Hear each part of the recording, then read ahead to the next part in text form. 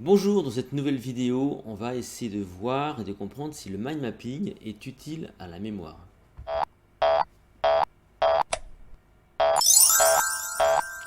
Je rappelle que vous retrouvez tout mon travail sur mon site https://lessecrets.com, notamment le protocole MemoCamp pour entraîner votre mémoire à tous les niveaux, quel que soit votre âge. Et vous pouvez donc liker cette vidéo, la partager, vous pouvez vous abonner à la chaîne YouTube, il y a un petit bouton quelque part par là. Vous pouvez également donc activer les notifications. On va donc s'intéresser au mind mapping, c'est sans doute une donnée que vous connaissez, le mind mapping, souvent présenté comme étant un outil pour favoriser la mémoire. Bon, on va regarder ça. D'abord, c'est quoi le mind map?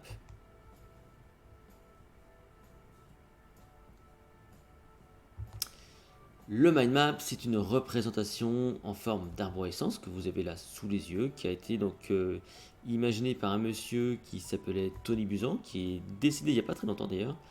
Ça nous ramène dans les années 60, donc Tony Buzan, psychologue anglais. Donc nous propose cette idée du mind mapping qui en soi n'est pas si nouvelle que ça, hein, attention, hein, mais avec donc l'idée que c'est un outil donc pour la mémoire. Il a écrit un bouquin là-dessus qui s'appelle Dessine-moi l'intelligence. L'enjeu étant donc de créer des liens entre les informations à partir donc de mots-clés. Donc on isole des mots-clés et on les relie entre eux par des branches, hein, comme vous les voyez ici là. Tony Buzan lui défendait l'idée que en fait le cerveau étant composé de neurones et de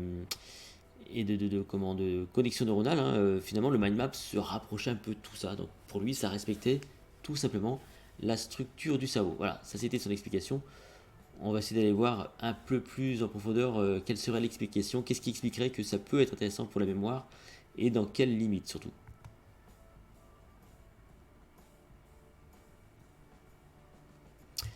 Alors c'est vrai que mémoriser, c'est faire des liens. Ça c'est vrai, on est d'accord là-dessus, on fait des liens, on retrouve l'information par ce biais. Et c'est vrai que le mind mapping propose une représentation d'une information de façon plutôt linéaire, sous forme donc de liens. Voilà, c'est des liens physiques linéaires, donc ça c'est vrai que c'est pas mal fait pour le coup. Quand on regarde comment ces représentations, c'est basé sur des mots-clés. Donc ces mots-clés, ce qui est intéressant, c'est qu'il faut aller les chercher pour notamment comprendre des choses. Donc ça favorise quand même la recherche de la compréhension, ces mots-clés. Peut-être la limite de tout ça, c'est quand on voit ce genre de mind map, c'est cette notion de hiérarchisation. Moi je trouve qu'on perd cette notion de hiérarchisation donc, dans un mind map. Qui plus est, on peut avoir un doute sur la charge mentale, c'est-à-dire que voilà, des fois, les mind maps sont trop chargés et je doute de l'efficacité de tous ces mind maps. Alors, je précise que je ne suis pas un grand défenseur du mind mapping. Je lui reconnais certaines vertus, d'autres non. C'est pas forcément quelque chose que je défends à 100%. C'est bien de proposer des outils, hein, toujours, notamment aux plus jeunes. C'est pas bien de les imposer par contre, parce que des fois je vois qu'on cherche à imposer des outils de ce genre-là. En tout cas, les études ont montré qu'effectivement, ça pouvait être intéressant. Moi, j'ai eu l'occasion de faire une conférence un jour avec Tony Buzan, qui défendait évidemment son protocole.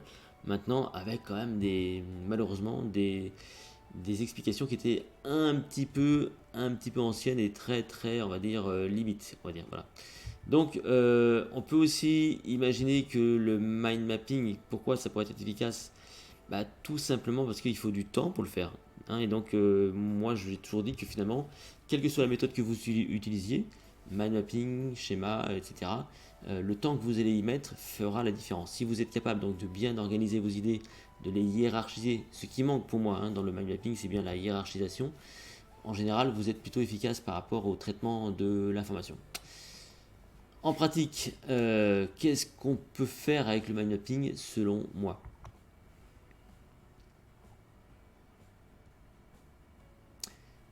Eh ben, je vais tout à fait sincère avec vous.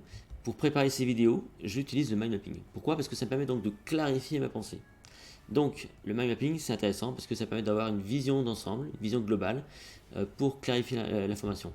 Maintenant, est-ce que ça m'aide vraiment à mémoriser pour restituer?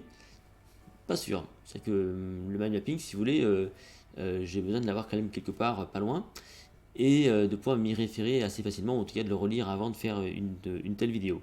Donc ça aide à la clarification, ça aide certainement effectivement à la compréhension de tout ça. Mais on remarque souvent que c'est utile dans la gestion des projets aujourd'hui.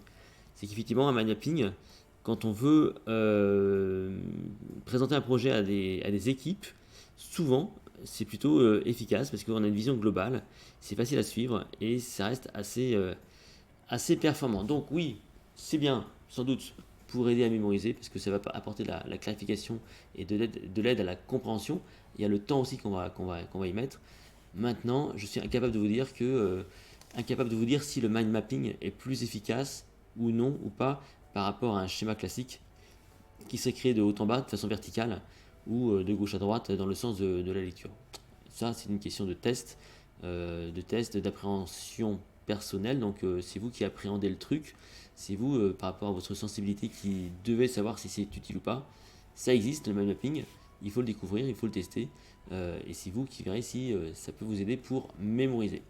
Si cette vidéo vous a plu, surtout n'hésitez pas à la partager, à la liker, abonnez-vous à la chaîne YouTube, retrouvez-moi sur mon site https://lessecrets.com et vous découvrirez d'ailleurs mon protocole MemoCamp qui est pas tout à fait lié au mind mapping, mais qui reprend l'idée des idées clés et puis donc de l'organisation des idées, hein, pour le coup.